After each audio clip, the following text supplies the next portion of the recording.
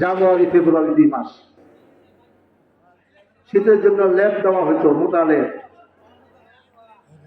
শীত শেষ, আবার এই লেপ জমা দিতে হইত। কথা বলতেছেন নাকি? মাদ্রাসা কর্তৃপক্ষ কিতাব দিত, লেপ দিত নিজের ইচ্ছায়, ছাত্ররা জমা দিতে হইতো নিজের ইচ্ছা। কোন ছাত্রের কাছে তলব করা হতো, এই কিতাব জমা দাও, লেপ জমা দাও। জমা দেওয়ার টাইম যখন পার হয়ে যেত, ওখানে ফাইলে লেখা থাকত চুর। মাদ্রাসার অর্থ আত্মসাৎকারী, সম্পদ আত্মসাৎকারী। আপনি যখন কোনো না কোনো সময় যখন আপনি সনদে লেগে যাইবেন, আপনার সনদে লিখে দেওয়া হবে। কথা বুঝতেছেন না? আপনি কোন দিন কোন সনে কত সনে কিতাব জমা দেন নাই, লেখা হবে মাদ্রাসার কিতাব সে জমা দেয় নাই, খেয়ানতকারী খায়েন। আপনি মাদ্রাসার লেপ জমা দেন নাই, লেখা থাকবে চুর, মাদ্রাসার সম্পদ আত্মসাৎকারী। যদি কেউ দাড়ি কাটা তাকে লেখা থাকবে গোয়েন্দা আছে, লেখা থাকবে দাড়ি কর্তনকারী, কাকি উল্লেখিয়া। সারা দুনিয়া দিল এই লেখা মোছন করা মোছা যাবে। কথা কি যে বুঝছেন না? ঠিক আমার আর আপনার আমলের ফাইল ভিন্ন। আমরা কি করতেছি, কি বলতেছি, কি ভাবতেছি, সবগুলো লেখা করতেছি। وكل إنسان ألزمناه طائره في عنقه ونخرج له يوم القيامة كتابا يلقاه منشورا اقرأ كتابك كفى بنفسك اليوم عليك حسيبا। আল্লাহ রাব্বুল আলামিন বলবেন, আল্লাহ তো সব জানেন, আমরা কি করতেছি না করতেছি সব আল্লাহ পাক জানেন না? তারপরও আমলনামা ইকরা কিতাবা, আমলনামাতে সামনে হাজির করে দেয়া বলবে যে আমল তুমি দুনিয়াতে যা করেছ দেখো এমন কোনো কিছু আছে কিনা তুমি করো নাই লেখা হয়েছে, বা তুমি করেছ লেখা হয় নাই। আজকে তোমার আমলনামা দেখে তুমি নিজেই সিদ্ধান্ত দিতে পারবে তুমি অপরাধী না নিরপরাধী, তুমি জান্নাতি না জাহান্নামী, তুমি আমার করুণা পাওয়ার যোগ্য না আমার ভর্ৎসনা পাওয়ার যোগ্য। ইকরা কিতাবাক কাফা বিনাফসিকা আল-ইয়াওমা আলাইকা হাসিবা। মুহতারাম হাজরিন, এই হিসাব দেওয়ার জন্য আল্লাহ রাব্বুল আলামিন আমলনামার মধ্যে আমলনামাতে ফেরেশতার মাধ্যমে সব কিছু রেকর্ডিং করতেছে, যাতে আমি যে অপরাধী কথাটা আমি আমার নিজের জবান দিয়ে আমি কি করি স্বীকার। যদি একটা মানুষ খালি এটা বিশ্বাস করে যে আমার দুনিয়ার আগমনের পর থেকে নেওয়া চিরকাল পর্যন্ত মৃত্যু পর্যন্ত আমি যা কিছু করি, যতদিন অবস্থান করবো দুনিয়াতে, আমি দোকানদারি করতেছি, আমি কৃষক কৃষিকাজ করতেছি, আমি জেলে নদীতে মাছ মারতেছি, আমি শিক্ষকতা করতেছি, আমি অফিসিয়াল কাজ করতেছি, আমি জনপ্রতিনিধি, আমি জনপ্রতিনিধি চেয়ারে বসে আমি কাজ করতেছি, আমার আল্লাহর কাছে আমার হিসাব দিতে হবে, পুঙ্খানু হিসাব দিতে হবে। যদি বিশ্বাস করার মতো কেহ বিশ্বাস করে, তাহলে দুনিয়াটা জান্নাতি পরিবেশ দুনিয়াতে সৃষ্টি হয়ে যায়। চোর কোনোদিন চুরি করতে পারবে না, দোকানদার কোনোদিন দোকানের মালের মধ্যে অন্যকে ঠকাতে পারবে না, জমিনে গিয়া কোনোদিন কারো ক্ষেতের লাল অন্যের লাল কাটতে পারবে না, কারো জমিনের ফসল নষ্ট করতে পারবে না, অফিসার অফিসে বসে কলমের খোঁচায় কোনো চুরি করতে পারবে না, জনপ্রতিনিধি জনগণের সম্পদ লুটতে পারবে না। যদি এটা মনে করে যে আমি করতেছি ঠিক, আল্লাহর কাছে আমার কি করতে হবে? হিসাব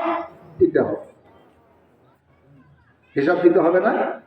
অবুজিয়াল কিতাবু ফাতারাল মুজরিমিনা মুশফিকিনা মিম্মা ফিহি ওয়ায়াকুলুনা ইয়া ওয়াইলাতানা মা লিহাযাল কিতাব লা ইউগাদিরু সাগীরাতান ওয়ালা কাবীরাতান ইল্লা আহসাহা ওয়া ওয়াজাদু মা আমিলু হাযিরা। আমি মনে করছি গভীর রাত্রে একা করছি, নির্জনে করেছি, ক্ষমতা খাটাইয়া করছি, মনে করছি যে আমার এগুলো জবাবদিহি করতে হবে না। সব দিনে করি, রাত্রে করি, একা করি, লোকালয়ে করি, লোক নেয়া করি, নির্জনে করি, সব কিছু আমার রেকর্ডিং হইতেছে, ঠিক না বেঠিক? আল্লাহ রাব্বুল আলামিন দুনিয়াতে যত নবী রসুল পাঠাইছেন, প্রত্যেক নবী এবং রসুলকে তার নবুয়ত এবং রিসালাতের সাদা ফরমানের জন্য আল্লাহ পাক প্রত্যেক নবী এবং রসুলকে কিছু অস্বাভাবিক কিছু ক্ষমতা দিয়েছিলেন, যেগুলোকে কিতাবের পরিভাষা বলা হয় মুজিজা, আর আমরা বলি অস্বাভাবিক ক্ষমতা। যে নবীকে যে অস্বাভাবিক ক্ষমতা দিয়েছেন, শুধু ওনার দ্বারা এটা করা সম্ভব, অন্য কারো দ্বারা কিনা সম্ভব না। আমাদের নবী জনাবে মুহাম্মদুর রাসূলুল্লাহ সাল্লাল্লাহু আলাইহি ওয়াসাল্লামের আগে এই দুনিয়াতে ছিলেন হযরত ঈসা আলাইহিস সালাম। হযরত ঈসা আলাইহিস সালামের 570 বছর পরে আমাদের নবী দুনিয়াতে আসছেন। কত বছর পরে? 570 বছর পরে আমাদের নবী দুনিয়াতে আসছেন। এই মাঝের সময়টাকে বলা হয় ফিতরত। হযরত ঈসা আলাইহিস সালামকে আল্লাহ রাব্বুল আলামিন অনেক বড় ক্ষমতা দিয়েছিলেন, অস্বাভাবিক ক্ষমতা, মুজিজা। দুরারোগ্য যে রূপ সারা দুনিয়া ডাক্তাররা চিকিৎসা করে ভালো করতে পারেন না, ঈসা আলাইহিস সালাম হাত বুলাই দিয়ে সুস্থ হয়ে যেত। সুবহানাল্লাহ। হযরত ঈসা আলাইহিস সালামকে আল্লাহ পাক যে একটা ক্ষমতা দিয়েছেন, বিশেষ ক্ষমতা, এটা হলো ইহইয়াউল মাউতা, মৃত ব্যক্তিকে জীবিত করতে পারা। মৃত ব্যক্তিদেরকে জীবিত করতে পারা, এটা কি স্বাভাবিক ক্ষমতা না অস্বাভাবিক ক্ষমতা? সারা দুনিয়ার মানুষ, সারা দুনিয়ার ডাক্তার, সারা দুনিয়ার বৈজ্ঞানিক যত চেষ্টা চালায়া একটা মৃত ব্যক্তিকে এক মুহূর্তের জন্য হায়াত দিতে পারবে? এটা যদি পারত তাহলে সবই শেষ হয়ে যেত। কিন্তু এই ক্ষমতাটা আল্লাহ রাব্বুল আলামিন হযরত ঈসা আলাইহিস সালামকে দিয়েছিলেন। হযরত ঈসা আলাইহিস সালাম কবরের পাশে গিয়া যদি কবরওয়ালার নাম নিয়ে ডাক দিতেন, ওই কবরওয়ালা লাফ দিয়া কবর থেকে দাঁড়াইয়া যাইত।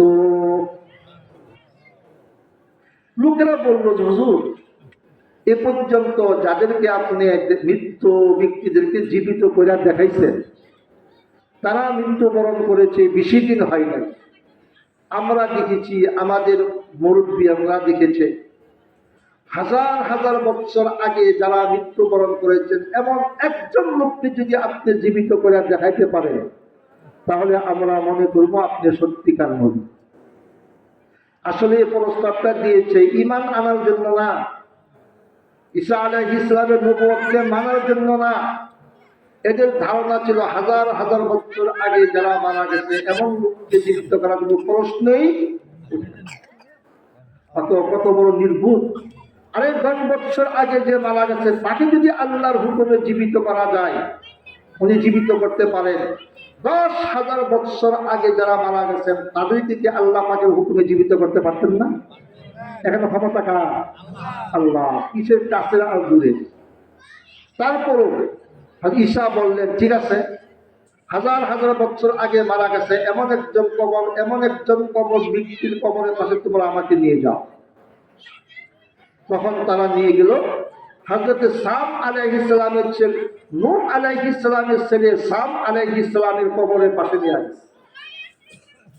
হযরত নূহ আলাইহিস সালামের 3 ছেলে ছিল, সাম, হাম, ইয়াফিস। হযরত নূহ আলাইহিস সালামকে বলা হয় আদমের সানি, দ্বিতীয় আদম। হযরত নূহ আলাইহিস সালামকে দ্বিতীয় আদম বলা হয়। কেন দ্বিতীয় আদম বলা হয়?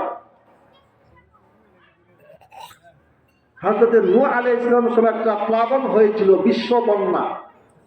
নূহ আলাইহিস সালামের নৌকাতে যারা আরোহণ করেছিলেন ৭৭ জন, মতান্তরে ৭৮ জন, ৭৮ জন মতান্তরে ৮৮ জন, এরাই দুনিয়াতে বেঁচে ছিল। দুনিয়াতে আর কোনো লোক বেঁচে ছিল না।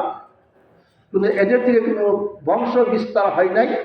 বংশ বিস্তার হয়েছে নূহ আলাইহিস সালামের 3 ছেলে সাম, হাম, ইয়াফিস, এই 3 জন থেকে।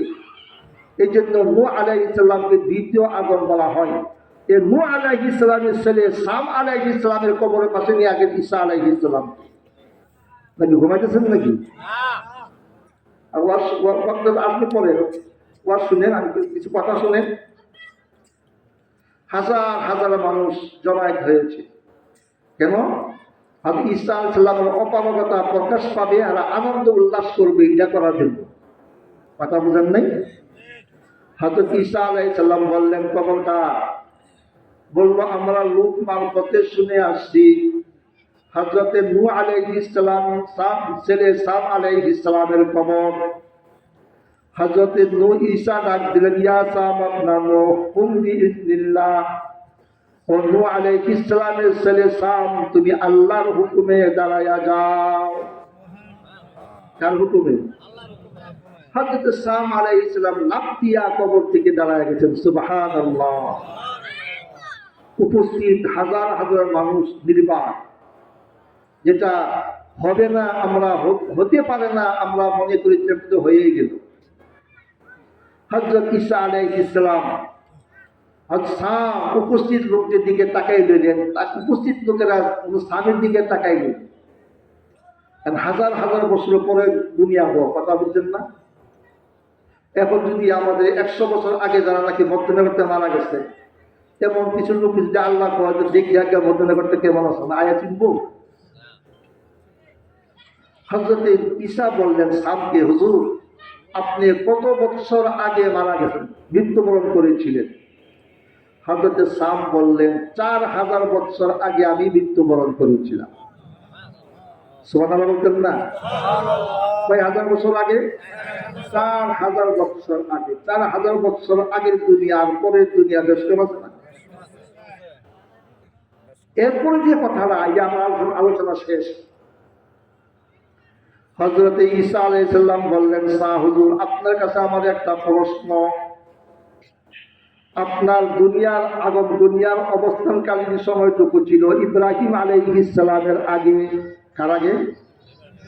আপনার যেহেতু নূহ আলাইহিস সালামের ছেলে, আর আপনার দুনিয়ার অবস্থানটা ছিল ইব্রাহিম আলাইহিস সালামের আগে। আপনার কাছে আমার প্রশ্ন, মানুষ যখন বুড়ো হয়, শৈশব অতিক্রম করে যৌবনে পদার্পণ করে, যৌবন শেষ হওয়ার পরে বার্ধক্যে পদার্পণ করে, কাল কয়টা? তিনটা না? শৈশবকাল, যৌবনকাল, বার্ধক্যকাল। আমরা যারা চুল দাড়ি সাদা হয়ে গেছে, আমরা কোন কালে আছি? এরপরে কোন কাল আছে? তারপর তো হুশ নাই, তারপরে তো হুশ নাই, তারপরে তো হুশ নাই। 1 বছর বাঁচার কোনো গ্যারান্টি নাই। 20 বছর পরে কি করবো তা আমরা প্রোগ্রাম করি, ঠিক না বেশি? ঠিক না? অনেক চেয়ারম্যান সাহেব আছে এমন, নির্বাচনে অংশগ্রহণ করে 5 বছর চেয়ারম্যানই করবো, চেয়ারম্যান করার পরে 1 মাসের ভিত্তি বেড়ে থাকে, আছে না? মানুষ যখন বার্ধক্যে পড়ছে, বার্ধক্যের আলামত শুরু, চুল দাড়ি পাকা শুরু হয়েছে ইব্রাহিম আলাইহিস সালামের আমল। ইব্রাহিম আলাইহিস সালামের আগে একটা মানুষ 1000 বছর বাঁচলো, মৃত্যু পর্যন্ত একটা চুলও দিত না, পারত না। কথা বলেন নাই? তো যেহেতু আপনার দুনিয়ার অবস্থানকালীন সময়টা ইব্রাহিম আলাইহিস সালামের পূর্বে, সুতরাং আপনার তো কোনো চুল দাড়ি পাকার কথা না, সবগুলো ঝকঝকে কালো থাকার কথা, কিন্তু দেখতেছি এগুলো সব দবদবে সাদা। কথা বুঝেন নাই? হযরত সাম বললেন, হুজুর আপনার প্রশ্ন ঠিক, যথাযথ। 4000 বছর আগে আমি যখন দুনিয়াতে ছিলাম, মৃত্যু পর্যন্ত আমার একটা কেশও চুলও সাদা হয় নাই। 4000 বছর যাবৎ আমি আলমে বরজখে অবস্থান করতেছিলাম, তখনও আমার একটা চুলও পাকে নাই। কিছুক্ষণ আগে যে আপনি ডাক দিয়েছেন, আমি মনে করেছি ইসরাফিল আলাইহিস সালাম সিংহাতে দ্বিতীয়বার ফুঁক দিয়েছে। দ্বিতীয় বেসিক্যালি বুঝছেন? ইসরাফিল আলাইহিস সালাম সিংহাতে ফুঁক দিবেন কয়বার? দুইবার। প্রথমবার যখন সিংহা ফুঁক দিবেন, দুনিয়া বলতে যা আছে সব চুরমার হয়ে মিসমার হয়ে যাবে। এর 40 বছর পরে আবার দ্বিতীয়বার সিংহাতে ফুঁক দিবেন, তখন প্রত্যেকটি মানুষ নিজ নিজ কবর থেকে হাসরের মাটির দিকে রওনা হয়ে যাবে। হুজুর আপনি যখন ডাক দিয়েছেন আমি মনে করেছি ইসরাফিল আলাইহিস সালাম দ্বিতীয় সিংহাতে দ্বিতীয় ভোগ দিয়েছে। এখন 4000 বছর আগে আমি দুনিয়াতে যে অবস্থান করেছিলাম আমার ওই অবস্থানকালীন সময় হিসাব দিতে হবে। এখন আমার আল্লাহর আদালতে আল্লাহর সামনে দাঁড়াইয়া হিসাব দিতে গিয়া যদি আমি নিরপরাধী প্রমাণিত হয় আমার জন্য জান্নাতের ফায়সালা হবে।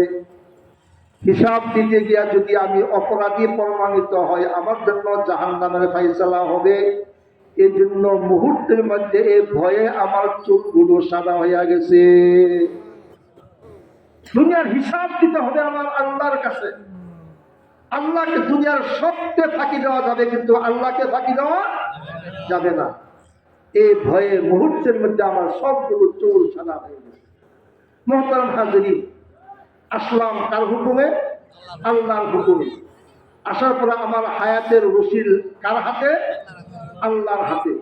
আবার আল্লাহ রশিদ টান দেওয়ার আগে যতদিন দুনিয়াতে অবস্থান করব এই অবস্থানকালীন সময়ের তন্ন তন্ন করে কি করতে হবে? হিসাব দিতে হবে। আমি বালেগ হওয়ার পর থেকে যা মৃত্যু পর্যন্ত দৈনিক আমার 5 ওয়াক্ত নামাজ ফরজ ছিল। দৈনিক আমি হাজিরা দিয়েছি কিনা আল্লাহর দরবারে মসজিদে গিয়া সব রেকর্ড হইতেছে। কথা বুঝেন না? বৎসরে আমার 1 মাস রমজানের রোজা আমার উপর ফরজ ছিল। রমজানের রোজা আমি রেখেছি কিনা তাও লিপিবদ্ধ হচ্ছে, রাখলেও না রাখলেও। আমি কি ভালো করতেছি না মন্দ করতেছি সবগুলো রেকর্ডিং হচ্ছে। আল্লাহর কাছে আমার কিন্তু হিসাব দিতে হবে। কিন্তু দুনিয়াতে এমন একটা জায়গা যখন আল্লাহ পাক রশি টান দিবেন, যখন আমরা চলে যাব তখন আর দ্বিতীয়বার ফিরে আসা যাবে। ছেলেকে একবার বিদেশে পাঠায়, সুবিধা না হলে আইনা আরেক দেশে পাঠায়, ঠিক না? এই দেশে যে দেশে পাঠাইছি আবার ওই দেশে পাঠায় সুবিধা করার জন্য। মতন হাজির দুনিয়ার সফরটা একটাই সফর। একবার যারা আসছে চলে যাবে, দ্বিতীয়বার আর আসা হবে না। এই জন্য আমার জীবনের প্রতিটি হায়াতের প্রতিটি বৎসর, প্রতিটি মাস, প্রতিটি সপ্তাহ, প্রতিটি দিন, প্রতিটি ঘন্টা, প্রতিটি সেকেন্ড, প্রতিটি মিনিট, প্রতিটি সেকেন্ডের আল্লাহর কাছে আমার হিসাব দিতে হবে। আপনারা বলতে পারেন যে হুজুর আল্লাহর হিসাব দিতে হইব, তাহলে আল্লাহর কাজ করবো হুজুর। দুনিয়া গরিব মানুষ খেটে খায়, আল্লাহর কাজ করার তো কোনো সময় আমরা পাই না। অনেকে বলে নামাজ কোন সময়, আরেকবার খেতে মুনি খাটি, সারাদিন কাম করি, তো আমি আল্লাহর মুনি খাটি কখন? আল্লাহ পাক এ কথা বলেন নাই তুমি 5 ওয়াক্ত মসজিদে বসে বসে তুমি কি নামাজ পড়ে তসবিহ জামাত কিনবা, মসজিদে 15 মিনিটে বসে নামাজ শেষ, হাজিরা শেষ, তুমি দুনিয়ার কাজে লেগে যাও। হ্যাঁ, তুমি যদি খালি দোকানদার, তুমি যদি নিয়মিত দোকানদারি করো, নামাজ পড়ে তুমি দোকান খুললা, আবার নামাজের টাইমে তুমি নামাজ পড়লা, কৃষক তুমি সকালবেলা ফজর নামাজ পড়ে তুমি জমিনের চোখে ঢুকলা, আবার আরেক সময় নামাজের টাইমে নামাজ আদায় করলা, শিক্ষক তুমি নামাজ পড়ে তুমি তোমার দায়িত্বে তুমি জিম্মাদারি আদায় করতে লাগলা, আবার যখন টাইম আসলো তুমি আল্লাহর দরবারে হাজিরা দিলা। রাসূল বলেন, হ্যাঁ, এক নামাজের পরে আরেক নামাজের মাঝে যে দুনিয়ার কাজ যে করো, চাই সে কৃষক হোক, চাই সে দোকানদার হোক, চাই সে যে কোনো লোক হোক না কেন, এই 2 নামাজের মাঝে 2 ইবাদতের মাঝে যে দুনিয়ার কাজগুলো করছে এটাও আল্লাহ রাব্বুল আলামিন তার ইবাদতের মধ্যে গণ্য করে দিবে। রিজালুল্লাহ তুলহিম তিজারাতু ওয়ালা বাইউন আন যিকরিল্লাহ।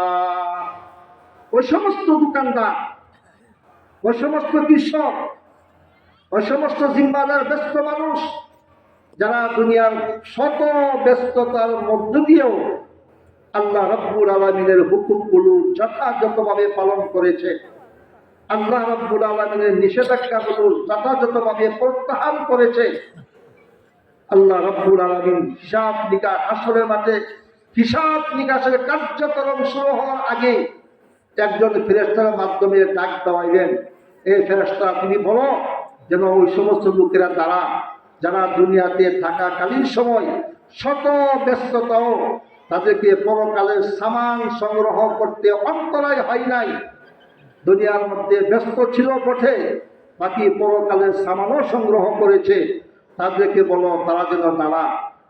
হাদিস রাসূল বলেছেন এই ঘোষণা দেওয়ার পরে কিছু সংখ্যক লোক দাঁড়াবে। ফেরেশতা বলবেন আপনাদের ব্যাপারে আল্লাহ পাকের সিদ্ধান্ত হলো আপনারা বিনা হিসাবে জান্নাতে চলে যান। দোকানদার, তুমি মনে করতেছো দোকানদারি এটা তোমার দুনিয়া? হ্যাঁ, এটা শুধু তোমার দুনিয়া হবে যদি তুমি আখিরাতকে ভুলে যাও। কৃষক, তুমি মনে করতেছো তোমার কৃষিকাজ এটা দুনিয়া? হ্যাঁ, দুনিয়া হবে যদি তুমি যারা আখিরাতকে ভুলে যাও। জেনে তুমি নদীতে মাছ করতেছো আর মনে করতেছো তোমার দুনিয়া হবে যদি তুমি আখিরাতকে ভুলে যাও। যদি এগুলোর পাশাপাশি তুমি আখিরাতকে নিয়ে চলো, এটাও তোমার আখিরাতের মধ্যে গণ্য হয়ে যাবে। সুবহানাল্লাহ। মুহতারাম হাজিরিন, আলোচনা অনেক হয়েছে, আমি কোনো লম্বা আলোচনা করি না। ওয়াজ মাহফিলে আসতে হয় একটা আমল পরিবর্তন করার জন্য। আমরা তো ওয়াজ শুনি, ওয়াজ মাহফিলে আসার আগে যেমন বেনামাজি, সারা রাত্রে ওয়াজ শোনার পরও আমি বেনামাজি থেকে যাই, ঠিক না বেটি? ওয়াজ শোনার আগে যেমন আমি সুদখোর, ওয়াজ শোনার পরও আমি সুদখোরই থেকে যাই, ঠিক না বেটি? ওয়াজ শোনার আগে যেমন আমি ঘুষখোর, ওয়াজ শোনার পরও আমি ঘুষই খেতে থাকি।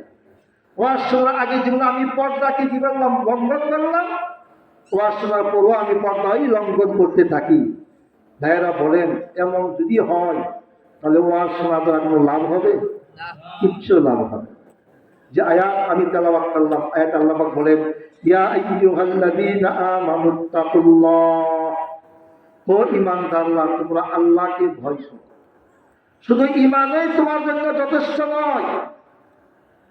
যে ঈমান তোমাকে তাকওয়ার সবক দেয় না, যে ঈমান তোমাকে হারাম থেকে বাঁচায় রাখে না, যে ঈমান তোমাকে ভালো কাজ করার জন্য উদ্বুদ্ধ করে না, এই ঈমান তোমাকে জাহান্নাম থেকে বাঁচায়া জান্নাতে নিয়ে যাইতে পারবে না। ইয়া আইয়ুহাল্লাযীনা আমানুত্তাকুল্লাহ, হে ঈমানদাররা তোমরা আল্লাহকে, আমাকে ভয় করো। কারণ যদি আমার ভয় তোমার অন্তরে না ঢুকে, আমার কাছে জবাবদিহি তোমার করতে হবে, এটা যদি তোমার মস্তিষ্কে না ঢুকে, দুনিয়ার কোনো জিনিস, কোনো পদ্ধতি, কোনো অবলম্বন তোমাকে কন্ট্রোল করতে পারবে না।